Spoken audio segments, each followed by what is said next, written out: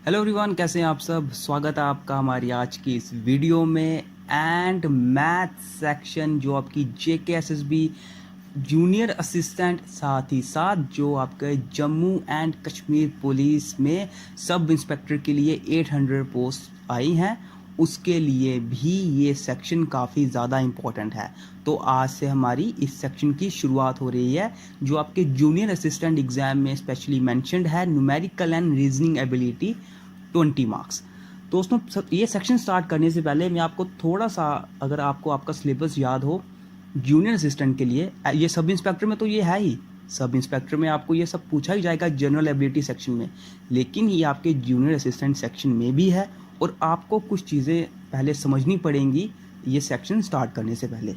देखिए दोस्तों, आपकी ये सेक्शन 20 मार्क्स की है।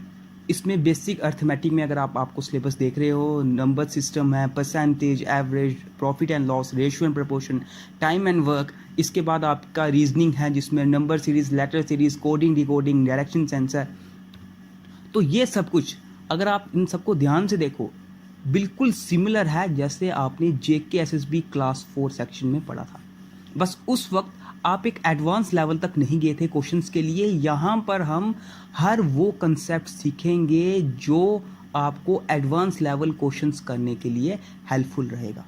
और इसी के साथ दोस्तों, आपको मैं एक और बात बता दूं, ये जो 20 मार्क्स की आपकी ये सेक्शन है, इकलौती ऐसी सेक्शन है आपके जूनियर असिस्टेंट एग्ज़ाम में जहाँ पर आप अच्छी प्रैक्टिस करने पर 20 आउट ऑफ 20 मार्क्स ले सकते हो। हमारा, मैंने आपको पहले ही बताया, जूनियर असिस्टेंट एग्ज़ाम के लिए टारगेट हमारा यही है, जो आपका 80 मार्क्स का रिटन है उसमें से कम 70 प्लस आप स्कोर करो। क्योंकि आज जो जम्मू कश्मीर में जो लेवल चल रहा है, चाहे आप मेरिट की बात करो या किसी भी चीज़ की, तो वो काफ़ी हाई चलता है। तो इन सब में अगर आप एक एवरेज स्कोर लेकर चलते हो 80 में से 50 तक का या 55 तक, तो ये एवरेज स्कोर अब कोई मैटर नहीं करता। अब उन्हीं लोगों की सिलेक्शन होती है जो एक अच्छा स्कोर कर पाते हैं एग्ज़ाम में। कम से कम 70 प्लस इस एग्ज़ाम में आराम से स्कोर किया जा सकता है अगर आप सबको आपका सिलेबस याद हो। तो आज से हम दोस्तों शुरुआत करेंगे हमारे मैथ सेक्शन, यानी कि numerical and reasoning ability section. यहाँ पर न्यूमेरिकल आपका मैथ सेक्शन आ गया, रीजनिंग एबिलिटी आपकी रीजनिंग सेक्शन आ गई। एक एक करके हम पहले आपका सिलेबस देखते हैं इसका पूरा न्यूमेरिकल एंड रीजनिंग एबिलिटी का। सबसे पहला है बेसिक अरिथमेटिक, जिसमें आपको नंबर सिस्टम है। नंबर सिस्टम में क्या आता है दोस्तों, जैसे कि आपको पता हो LCM एंड HCF आपने पढ़ा था ना, तो वो क्वेश्चन इसमें पूछे जाते हैं। परसेंटेज है, ये हमने क्लास 4 सेक्शन में भी कवर किया था। एवरेज है, प्रॉफिट एंड लॉस है, रेशियो एंड प्रोपोर्शन है, एंड टाइम एंड वर्क है। तो ये 6 टॉपिक्स हैं आपके बेसिक अरिथमेटिक में। ठीक है, इनमें से दोस्तों एक भी टॉपिक मुझे लगता नहीं ऐसा होगा जो आपने क्लास 4 सेक्शन में, जब क्लास 4 का एग्ज़ाम हुआ था तो वहाँ पर आपको नहीं आता हुआ होगा। ठीक है, ये सब के सब हमने वहाँ पर कवर किए हैं, सिर्फ एक को छोड़कर, वो है प्रॉफिट एंड लॉस, जो लगभग काफ़ी ज़्यादा सिमिलर है, जस्ट लाइक परसेंटेज। तो इन सब के सब टॉपिक्स में से दोस्तों सबसे पहला जो टॉपिक आपको पढ़ना है वो होगा परसेंटेज। और हम शुरुआत भी परसेंटेज से ही करेंगे। अगर आपने परसेंटेज कर लिया तो परसेंटेज तो आपका लगभग हो ही जाएगा, profit and loss, ratio and proportion, और लगभग टाइम एंड वर्क भी उसमें आ जाएगा। तो इसी के साथ साथ जो आपको रीजनिंग सेक्शन में मेंशन्ड है, स्पीड, डिस्टेंस एंड टाइम, ये भी आपका कवर हो जाएगा अगर आपको परसेंटेज ढंग से आ जाए दोस्तों। तो परसेंटेज एक काफ़ी ज़्यादा इम्पोर्टेंट रोल प्ले करता है आपकी मैथ सेक्शन में। हम शुरुआत भी इससे करेंगे और आपको ये एडवांस लेवल तक सीखना होगा। ठीक है, एडवांस लेवल तक हम जाएंगे, जितने भी कंसेप्ट इसके एडवांस लेवल के क्वेश्चन तक को करने में हेल्पफुल रहेंगे हम वो सब करेंगे। दूसरी बात आती है आपकी रीजनिंग सेक्शन की। रीजनिंग सेक्शन में देखो, नंबर सीरीज़ आपको याद होगा, आपके क्लास 4 एग्जाम में ये आई थी। लेटर सीरीज, कोडिंग, डिकोडिंग है, direction sense, reasoning, blood relations है, मैथमेटिकल रीजनिंग है, स्पीड, डिस्टेंस एंड टाइम। सिर्फ एक सेक्शन एक्स्ट्रा है इस बार, स्टेटमेंट्स एंड कंक्लूजन्स। ये आपको क्लास 4 सेक्शन में नहीं पूछी गई थी। तो इस बार आपको स्टेटमेंट्स एंड कंक्लूजन, जो ज़्यादातर बैंकिंग एग्जाम्स में पूछी जाती है, तो ये इस बार आपको JKSSB जूनियर असिस्टेंट एग्जाम में भी पूछी जाएगी। बस ये आपका दोनों सिलेबस है total numerical and reasoning ability का, जिसमें बेसिक अरिथमेटिक मैथ सेक्शन आ गया, और रीजनिंग में जिसमें आपको एक स्पीड, डिस्टेंस एंड टाइम, ये मैथ्स का ही एक पार्ट है, बेशक ये रीजनिंग में मेंशन कर दिया गया है। ये दोनों मिलाकर टोटल 20 मार्क्स के हैं और मैं आपको बोलता हूँ आप इसमें 20 आउट ऑफ 20 स्कोर कर सकते हो अगर सब के सब टॉपिक्स आप एडवांस लेवल तक करो, और वो हम आपको करवाएंगे। ठीक है, आपको इस पर क्वेश्चंस, कंसेप्ट सब कुछ क्लियर होगा। और इसके बाद जैसा कि आप सबको पता है, जब हमारा कोई भी टॉपिक या फिर कोई सेक्शन कंप्लीट होती है उसके बाद हम टेलीग्राम क्विज कंडक्ट करवाते हैं। हम मैथ सेक्शन पर जाके आपके 20 आउट ऑफ 20 कवर हो सके, इसके लिए टेलीग्राम क्विजेस भी कंडक्ट करवाएंगे स्पेशली मैथ सेक्शन के लिए। लेकिन पहला काम क्या है, आपको ये सब सीखना पड़ेगा, इन सब के एडवांस लेवल तक आपको जाना पड़ेगा। तो आज हम शुरुआत करेंगे दोस्तों परसेंटेज से। ठीक है, परसेंटेज से आज से हम शुरुआत करेंगे और आप इसके लिए अपने खुद के नोट्स बनाएं, अच्छा रहेगा। हम सबसे पहले परसेंटेज स्टार्ट करने से पहले दोस्तों मैं सिर्फ आपसे 3 चीज़ें चाहता हूँ, जिन 3 चीज़ों पर आप खुद के लिए काम करो। सबसे पहली चीज़, मैथ सेक्शन के लिए दोस्तों आपकी स्पीड एंड एक्यूरेसी सबसे ज़्यादा मायने रखती है। ठीक है, तो प्रैक्टिस तो आपको करनी है, लेकिन साथ साथ अगर आपको कुछ भी नहीं आता, अभी अगर आपको कोई स्केयर्स वगैरह, क्यूज वगैरह कुछ भी नहीं आता, तो आप उस पर काम करना स्टार्ट कर दीजिए। सबसे पहली चीज़ जिस पर आपको काम करना है दोस्तों, वो है 1 से लेकर 20 तक के मल्टीपल्स आपको आने चाहिए। ठीक है, 1 से लेकर 20 तक के मल्टीपल्स आपको आने चाहिए। ये दोस्तों मैं बताता हूँ, ये जैसे कि अगर मैं आपसे पूछ लूँ 6 4 ज़ा, ठीक है, तो आप डायरेक्टली बोल सकते हो 24, यानी कि 5 6 ज़ा 30। इस तरह के अगर आपको 1 से लेकर 10 तक अच्छी तरह आते हैं, आपको सिर्फ 11 से लेकर 20 तक के मल्टीपल्स भी इन्हीं की तरह अच्छी तरह से तैयार करने हैं। ये कोई एक दिन का काम नहीं है, मैं जानता हूँ एक दिन में ये नहीं होता, टाइम लगेगा, 1 महीना लग सकता है, 2 महीने लग सकते हैं, लेकिन आपको ये चीज़ आनी चाहिए। आपको एग्जाम में डायरेक्ट स्ट्राइक करना चाहिए, क्योंकि ये फैक्टर्स निकालने में काफ़ी हेल्पफुल आपके लिए साबित होगा। कभी आपको ऐसे 24 दिया गया हो तो आपको 1/6 नीचे दिया गया हो, तो आप डायरेक्टली 24 के 6 × 4 24 को फैक्टर्स में बदल सको, 6 6 काट कर डायरेक्टली 4 कर सको। ठीक है, तो ये सब ऐसे मैंने नॉर्मल एग्जाम्पल दिया है, आपको ये चीज़ें आनी चाहिए। मतलब कि पहली चीज़ मैंने क्या बोली, पहली चीज़ ये आई कि आपको 1 से लेकर 20 तक के मल्टीपल्स आने चाहिए। ओके, दूसरी चीज़, जिन भी लोगों को स्केयर्स एंड क्यूब्स याद करने में प्रॉब्लम होती है, कुछ कहती हैं 1 से लेकर 50 तक के स्केयर्स याद करो, 1 से लेकर 30 तक के क्यूब्स याद करो, मैं बोलता हूँ आपको सब कुछ याद करने की ज़रूरत नहीं है। आप सिर्फ 1 से लेकर 30 तक के स्केयर्स याद करो, जिसमें आपको 1 से लेकर 10 तक के स्केयर्स तो आराम से आते होंगे, इसमें कोई प्रॉब्लम आपको नहीं होगी। आपको अब 11 से लेकर 30 तक के स्केयर्स याद करने हैं। ठीक है, और अगर आपको क्यूब्स भी याद करने हैं तो आप 1 से लेकर 10 तक के या 15 तक के क्यूब्स आप याद कर सकते हो, इससे ज़्यादा आगे जाने की आपको ज़रूरत नहीं है। ओके, इतना सा काम आपको करना है। पहली चीज़, 1 से लेकर 20 तक के मल्टीपल्स आपको याद होने चाहिए। दूसरी चीज़, 1 से लेकर 30 तक के स्केयर एंड 1 से लेकर 15 तक के क्यूब्स आपको याद होने चाहिए।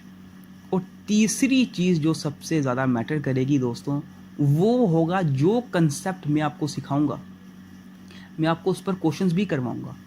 अगर आप उन क्वेश्चंस को कंसेप्ट के थ्रू करो, अगर आपके कंसेप्ट से निकलते हैं, तो आप वैसे क्वेश्चंस ही, नए क्वेश्चंस उसी कंसेप्ट पर प्रैक्टिस भी करो। ठीक है, प्रैक्टिस करोगे, जितना जल्दी क्वेश्चंस निकालने का आपको ये आदत पड़ेगी, उतना आपके लिए एग्ज़ाम के लिए अच्छा होगा। क्योंकि अगर कोई 40 सेकंड में एक क्वेश्चन निकालता है और वही उसी एग्ज़ाम में कोई बच्चा 20 सेकंड में वही क्वेश्चन निकालता है, तो इसको फ़ायदा है, ना कि इसको। ठीक है, एंड में दोस्तों मैं आपको एग्ज़ाम की बिल्कुल एक रियल थिंग बता रहा हूँ, सिर्फ और सिर्फ टाइम मैटर करता है एग्ज़ाम में। टाइम बहुत बड़ा रोल प्ले करता है एग्ज़ाम में। कई लोगों को मैथ्स के काफ़ी ज़्यादा, मतलब सारे क्वेश्चंस आते होते हैं, लेकिन वो एक ट्रेडिशनल मेथड से सारे क्वेश्चंस कर रहे होते हैं, तो मैथ्स सेक्शन में ही वो काफ़ी ज़्यादा टाइम लगा देते हैं, और टाइम की कमी के बाद वो बाकी सेक्शंस में हो जाते हैं कंफ्यूज। तो उस वक्त वो नर्वस हो जाते हैं और बाकी बहुत सिंपल क्वेश्चंस भी वो गलत करके आ जाते हैं। तो आपको प्रैक्टिस होनी चाहिए क्वेश्चंस की, ताकि जब भी एग्ज़ाम में अगर आप वैसा आपको क्वेश्चन दिखे, तो आप डायरेक्टली एक फॉर्मूला लगाकर या फिर अपना कोई भी एडवांस कंसेप्ट लगाकर वो क्वेश्चन निकाल सको। ठीक है।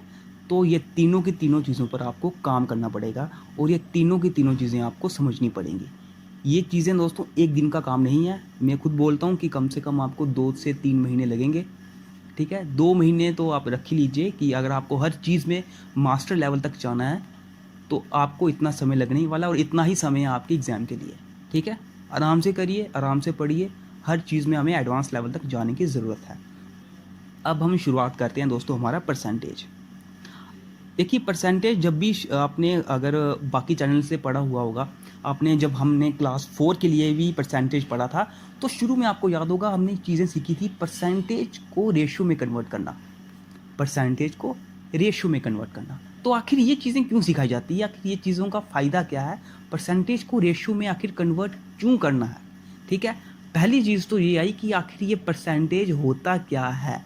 सबसे पहली चीज़, परसेंटेज होता क्या है। जिस तरह से दोस्तों परसेंटेज का नाम है यहाँ पर परसेंट एज, ठीक है, ध्यान से समझते जाइएगा।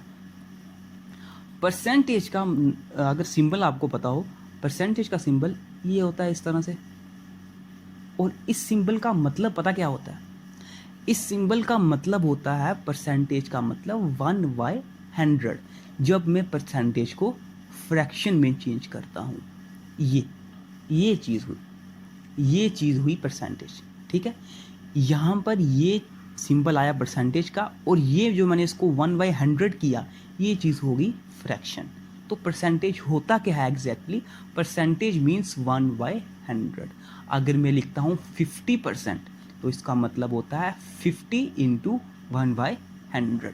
अगर मैं लिखता हूँ 25% इसका मतलब होता है 25 इंटू 1/100। अगर मैं लिखता हूँ 100% तो इसका मतलब होता है 100 इंटू 1/100। तो परसेंटेज क्या होता है ये आपको बिल्कुल क्लियर हो चुका होगा। सेकंड थिंग, दूसरी चीज़ आपको समझनी क्या है, कोई भी चीज़ दोस्तों अगर आपको पूछी जाए कि ये चीज़ पूरी क्या होती है, किसी भी चीज़ का होल या फिर वो चीज़ मैं बोलता हूँ कि फुल पार्ट उस चीज़ का क्या होता है, तो वो चीज़ होती है 100%। ये बात समझनी पड़ेगी आपको। 100% मतलब कि सपोज़ अगर मैं बोलता हूँ कि कोई बकेट है, ठीक है, इसमें पानी है, ये पूरी पानी से भरी हुई है, मैं बोलता हूँ कि आप इसको 100% खाली कर दो, यानी कि इसमें से पूरा 100% पानी निकाल दो। इस बात से आपको क्या समझ आता है कि इसका होल यानी कि इसका पूरा का पूरा पानी आप निकाल दो। इसका मतलब ये है कि 100% जब भी किसी चीज़ को माना जाएगा तो 100% उस चीज़ के फुल पार्ट को माना जाता है। ठीक है, उस चीज़ के फुल पार्ट को माना जाता है। इसीलिए हम जब भी बोलते हैं कि किसी की अगर इनकम है उसमें 25% इंक्रीमेंट हो गया, तो हम क्या करते हैं कि पहले उसकी जो इनकम थी 100%, ये उसकी होल इनकम थी, अब इसके बाद इंक्रीज़ हो गया 25%, यानी कि 125% इनकम हो गई। हालांकि ये बाद वाले कंसेप्ट है, ये मैं आपको बाद में समझाऊंगा। अभी आपको मेन चीज़ क्या समझनी है कि 100% होता है किसी भी चीज़ का फुल पार्ट। ओके, अब हम परसेंटेज से फ्रैक्शन में चेंज करना स्टार्ट करते हैं। अब आप अपनी कॉपी पेन निकाल दो, ठीक है, सब कुछ आप मेरे साथ लिखना स्टार्ट कर दीजिएगा। आपने देखा होगा कि आपको एक टेबल दिखाया जाता है, इसमें ऐसे लिखा होता है 100% इज इक्वल्स टू 1, ठीक है, 50% is equals to 1/2, 33 1/3% is equals to 1/3। इस तरह से आपको टेबल दिखाया जाता है। तो ये टेबल अब आपको याद नहीं करना है, ये टेबल अब आपको याद नहीं करना दोस्तों। ये आपको जो याद, ये मुझ पर छोड़ दीजिए, ये आपको मैं पूरा याद करवाऊंगा। आपको मेरे साथ, मैं आपको हर एक परसेंटेज का फ्रैक्शन में चेंज करवा कर दिखाऊंगा और टोटल मिलाकर ये 20 टोटल परसेंटेज जो फ्रैक्शन है ये हम ये सारे की सारी याद करेंगे। हर दिन मैं आपको क्लास की शुरुआत में ही ये मैं आपको रिवाइज़ करवाता रहूँगा, क्योंकि इसकी रिवीजन काफ़ी ज़्यादा इंपॉर्टेंट है। सबसे पहली चीज़ दोस्तों, सबसे पहली चीज़ आपको याद होनी चाहिए, अब आप लिखते जाइए। पहला, 100% क्या होता है, 100% क्या होता है, परसेंट क्या होता है 1/100, तो 100 की परसेंट क्या हुआ 1। ठीक है, ये चीज़ में आपको कोई कन्फ्यूज़न नहीं होगी। ये हुई पहली चीज़। सेकंड थिंग, अब हम एक एक करके हर एक परसेंटेज को पढ़ना स्टार्ट करते हैं। सबसे पहला 100% क्या होता है 1। 50% क्या होता है 50% क्या होता है 50% होता है 50 इंटू 1/100, यानी कि 52 ज़ा 1/2। ओके, तो आपको एग्जैक्ट याद क्या होना चाहिए, एग्जैक्ट आपको ये याद होना चाहिए 100% क्या होता है 1, 50% क्या होता है 1/2। तीसरा 33 1/3%, और इसको इस तरह से भी लिखा जाता है 33.33%। ये चीज़ क्या होती है, ये चीज़ होती है 1/3। ये चीज़ क्या होती है 1/3। कैसे निकाला मैंने 33 1/3, ये है ना। इसकी और इसकी मल्टीप्लिकेशन होती है 33 इंटू 33, सॉरी 33 इंटू 3 99, ये हुआ 99। और जो ऊपर न्यूमिनेटर में होता है इसका होता है +1 अपान जो डिनोमिनेटर में होता है 3, मीन्स 100/3। और आगे क्या है, इसके आगे है परसेंटेज इंटू 1/100, और ये हो गया 1/3। ओके, फिर से समझो मैंने क्या बोला, क्या था 33 1/3%। कैसे सॉल्व किया जाता है इसको, सबसे पहले 3 की मल्टीप्लाई जो डिनोमिनेटर में है 33 से होती है, इससे इसकी मल्टीप्लाई होती है। करो मल्टीप्लाई, 3 इंटू 33 99। ओके, फिर होता है ये प्लस न्यूमिनेटर के साथ, यानी कि +1। और नीचे क्या आता है, नीचे जो चीज़ डिनोमिनेटर में होती है उसको नीचे हम वैसे ही लिख लेते हैं 3 को। आगे क्या है परसेंटेज, यानी कि इंटू 1/100 आगे, तो 99 + 1 क्या होता है 100/3 इंटू 1/100 जो होता है 1/3। ओके, यहाँ तक आपको बात समझ आई, यहाँ तक बात आपको समझ आई। मैं अभी बिल्कुल बेसिक से चल रहा हूँ आपको इसका कोई, ताकि आपको इसका कोई कन्फ्यूज़न ना हो। 33 1/3 या फिर 33.33% होता है 1/3। अगर मैं यहाँ पर 2 से मल्टीप्लाई कर दूँ फिर क्या हो, अगर मैं 2 से मल्टीप्लाई कर दूँ फिर क्या हो, 66 2/3 बन जाए यहाँ पर, है ना। 66 2/3, 33 इंटू 2 66, 1/3 इंटू 2 2/3। या फिर 33.33% को अगर मैं 2 से मल्टीप्लाई कर दूं तो क्या बनता है ये 66.66%। तो ये किसके बराबर हो जाएगा, अगर LHS में आपने 2 से मल्टीप्लाई किया है तो RHS में भी 2 से मल्टीप्लाई होगा, तो ये हो जाएगा 2/3। ओके, ये हो जाएगा 2/3। तो क्या क्या याद रखना आपको, 100% क्या होता है 1, 50% क्या होता है 1/2, 33 1/3% और 33.33% होता है 1/3, 66 2/3 या फिर 66.66% होता है 2/3। ठीक है, कैसे, क्योंकि अगर 33.33% 1/3 है, जब आप इसको 2 से मल्टीप्लाई करोगे तब जाके ये 66.66% बन जाएगा, यानी कि 1/3 2/3 बन जाएगा। ओके, 1/3 को जब आप 2 से मल्टीप्लाई करोगे तो 2/3 ही तो आएगा, इस तरह से। अब हम फोर्थ पे मूव करते हैं, समझते जाना सब। 25%, 25% क्या होता है, 25% यानी कि 25 इंटू 1/4, यानी कि सॉरी इंटू 1/100 यानी कि 1/4। ठीक है, 25 1 25 25 4 सा ये हो गया 1/4। 25% होता है 1/4। अगर मैं इसका आधा करूं यानी कि मल्टीप्लाई 1/2 करूं तो यहाँ पे क्या बन जाएगा 12 1/2% और 12.5%, है ना, यही बन जाएगा। अगर यहाँ पर 1/2 से मल्टीप्लाई की है LHS में, तो RHS में भी 1/2 से मल्टीप्लाई होगा, यानी कि जब 1/4 1/2 से मल्टीप्लाई होगा ये बन जाएगा 1/8। तो अब पता चला कि क्यों 12.5% 1/8 के बराबर होता है। ओके, 1/8 के बराबर होता है। अगर मैं इसका फर्दर हाफ करूं, यानी कि फिर से 1/2 से मल्टीप्लाई करूं, तो ये फिर से आधा हो जाएगा। 12 1/2 क्या हो जाएगा आधा होके 6। 12 का आधा क्या होता है 6 और 1/2 का आधा क्या होता है 1/4%। और 12.5% का आधा क्या होता है 12.5% का आधा क्या होता है 6.25%। तो जब इसका आधा हुआ यानी कि जब ये 1/2 से मल्टीप्लाई हुआ ये भी 1/2 से मल्टीप्लाई होगा 1/8 भी 1/2 से मल्टीप्लाई होगा और बन के क्या बन जाएगा 1/16। ठीक है 1/16। यहाँ तक आपको सब की सब चीज़ें ये चारों की चारों चीज़ें याद हो जानी चाहिए। पहली 100%। देखो 100% क्या होता है 1 यानी कि 1/1। 50% क्या होता है 1/2। 33 1/3 या फिर 33.33% क्या होता है 1/3। इसको जब 2 से मल्टीप्लाई करा यानी कि 66 2/3 या फिर 66.66% क्या होता है 2/3।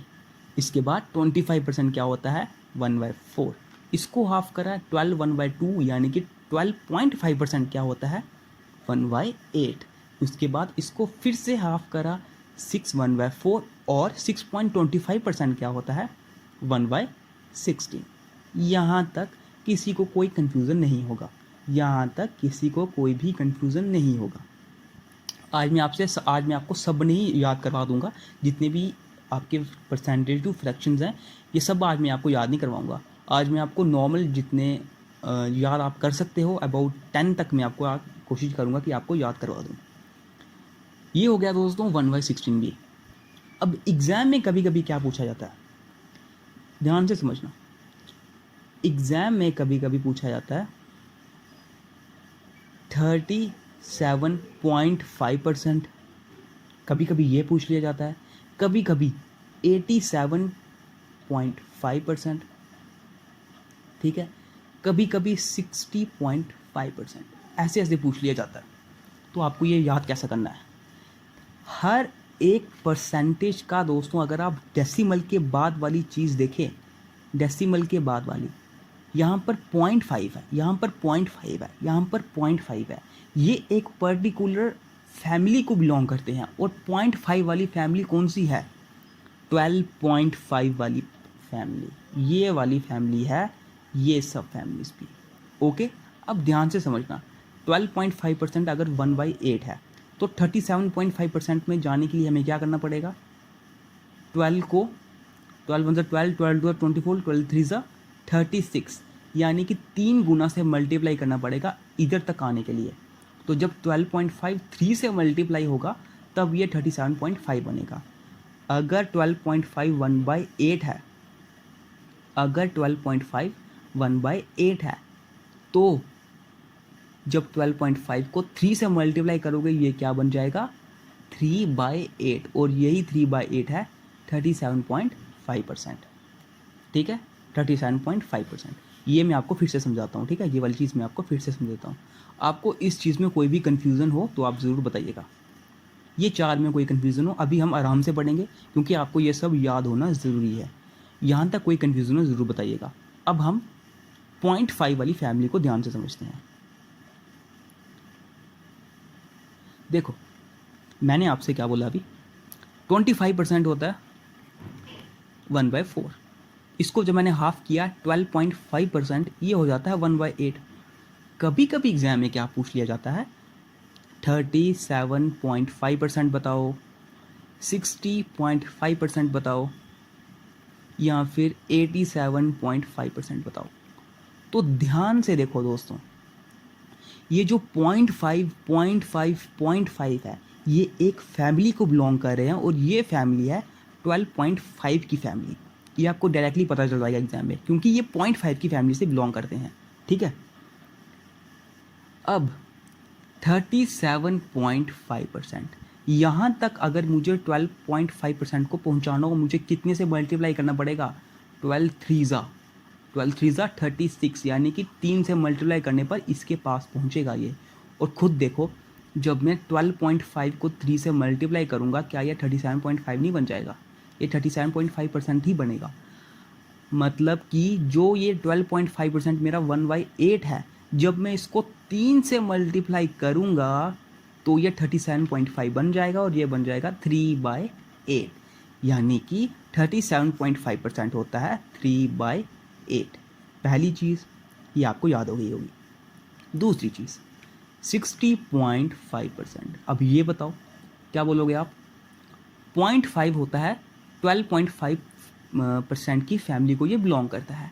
अब 60 तक जाने के लिए दोस्तों मुझे 12 को किससे मल्टीप्लाई करना पड़ता है? 12 5 ज़ा 60, यानी कि जब आप 1/8 को 5 से मल्टीप्लाई करोगे तब आएगा 5/8, और यही 5/8 होता है 60.5। ठीक है, यहाँ पे 62.5 है, सॉरी यहाँ पर है 62.5, 60 नहीं है। देखो 12.5 इंटू 5, 5 5 ज़ा 25 और 2 5 2 ज़ा 10 11 12 5 1 ज़ा 5 6, ठीक है 62.5 है, सॉरी गलती हो गई थोड़ी, 62.5 है। तो 62.5 होता है 5/8। दूसरी चीज़, तीसरी चीज़ 87.5। 87.5 क्या होता है दोस्तों? 12 को 87 के पास में कैसे पहुंचाऊं? 12 7 ज़ा 84, इसके पास पहुंच गया 84। अगर 12 8 ज़ा करोगे तो वो इससे ऊपर पहुंच जाएगा 96, जो इसके पास नहीं है। 12 7 ज़ा 84, मतलब कि जब आप 12.5 को 7 से मल्टीप्लाई करोगे ये आएगा 87.5। मतलब ये 12.5 तो है 1/8, जब 1/8 को आप 7 से मल्टीप्लाई करोगे तो ये आएगा 7/8। ये हो गया 87.5%। ठीक है, ये हो गया 87.5%। ये तीनों की तीनों चीज़ें नोट कर लो। ये वो चीज़ें जो आपको एग्जाम में पूछी जाएगी। आप ये मत समझ के चलिएगा आपको ये पूछा जाएगा कि वो 25% इंक्रीज़ होता है, 25% डिक्रीज़ होता है। ये सब अभी बच्चों वाली चीज़ें हो चुकी है, अब आपको ऐसी चीज़ें ही पूछी जाएंगी। ठीक है, और ये मैंने कैसे निकाल के दिया आपको सब समझ आ गया होगा।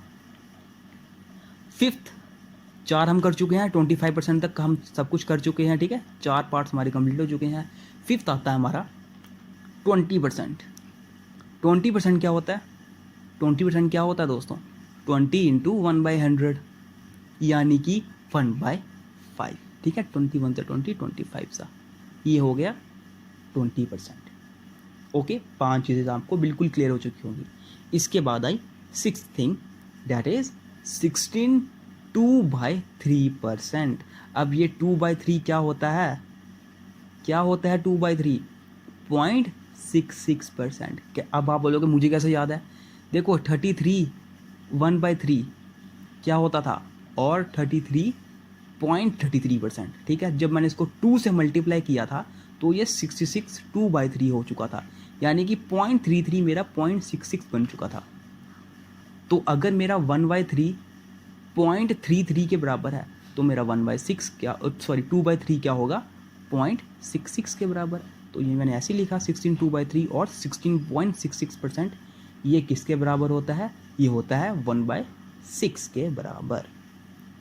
ओके, ये 6 की 6 आपको आनी चाहिए, ये 6 की 6 आपको आनी चाहिए। मैं आपको एक बार फिर से 2 सेकंड में सब कुछ रिवाइज करवा देता हूँ, सिर्फ मुझे लास्ट के 5 मिनट दे दो। ठीक है, आज इतना ही रखते हैं हम, मैं आपको लास्ट में रिवाइज करवा देता हूँ सब। अब ध्यान से समझते जाइएगा। अब मैं फास्ट लिखूँगा। 100% क्या होता है? 1। 50% क्या होता है? 1/2।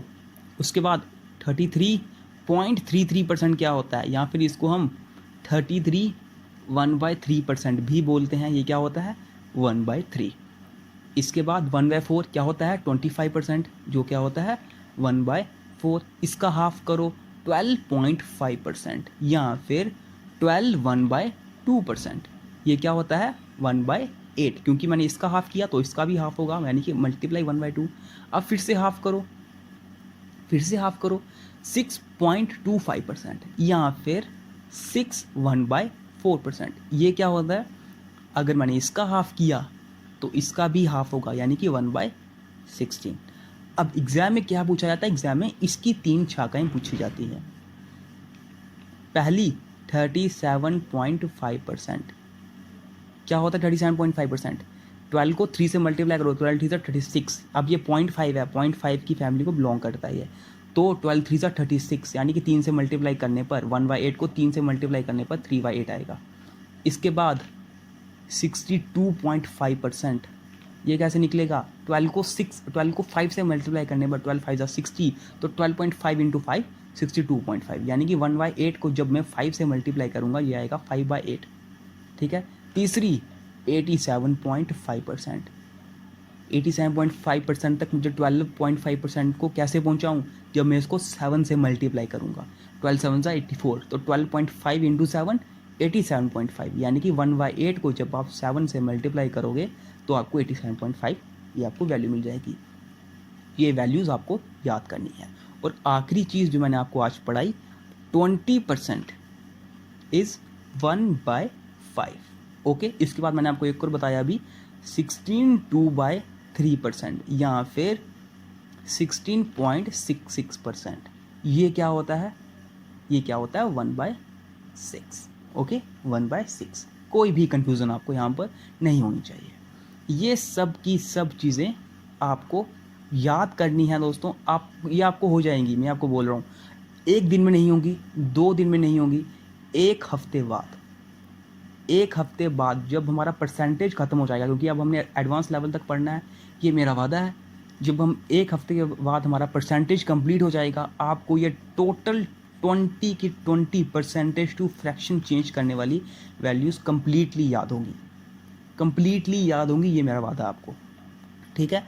बस आपको हर दिन जितनी भी मैं 5-6 आपको करवा रहा हूँ, आपको ये याद करनी है। मैं आपको बिल्कुल बेसिक से बेसिक समझा रहा हूँ, डायरेक्टली नहीं लिखवा रहा हूँ, जैसे बाकी आपको सिर्फ टेबल शो करवा के चले जाते हैं, मैं वैसा नहीं बता रहा हूँ। हर एक निकाल के दिखा रहा हूँ ताकि आपको बिल्कुल भी ना भूलें, ठीक है। आपको कोई 62.5 वैसे पूछ ले, अब अगर आपको याद नहीं है तो आपको ये तो याद है 12.5% आपको होता है 1/8, तो 62.5 ये तो 12.5 के फैमिली में आता है। जब मैं इसको 5 से मल्टीप्लाई करूँगा यानी कि 5/8, तो 62.5 होता है 5/8। इस तरह से आपको याद होनी चाहिए। अभी तो ऐसे मैं निकाल के दिखा रहा हूँ, जब थोड़ा सा टाइम आपको ये खुद प्रैक्टिस हो जाएगी, फिर आपको ये सब कुछ टिप्स पे हो जाएगा बिल्कुल, ठीक है। तो आज के लिए हम इतना ही रखते हैं। कल हम इसके नेक्स्ट वाली करेंगे, यानी कि हमारा 1/6 तक हो चुका है, 1/7 है, 1/8 है, 1/9 है, 1/10 है। इस तरह से हम पूरा 1/20 तक करेंगे, ठीक है। आराम से करते रहेंगे इसको, इसमें आपको कोई टेंशन लेने की ज़रूरत नहीं है। सब कुछ बिल्कुल सिंपल है। हम इसकी जो डिफरेंट पार्ट्स होते हैं वो भी समझेंगे, ठीक है। मिलते हैं फिर आपसे अब नेक्स्ट वीडियो में परसेंटेज के सेकंड पार्ट के साथ, और इसके बाद हम आपको नेक्स्ट पार्ट में ही इंक्रीमेंट एंड डिक्रीमेंट भी मैं आपको समझाना स्टार्ट कर दूंगा, ठीक है। कोशिश हमारी यही रहेगी कि विद इन 4 to 5 पार्ट्स में हम परसेंटेज को कंप्लीट कर दें। अब पढ़ना एडवांस लेवल का है तो फिर हमें इतना टाइम लगना ही है। बाकी जो जिन टॉपिक्स में जितना टाइम लगता है, 2 से 3 दिन या 4 दिन, हम उनको वैसा ही करेंगे। परसेंटेज को आपको अच्छी तरह से समझना पड़ेगा।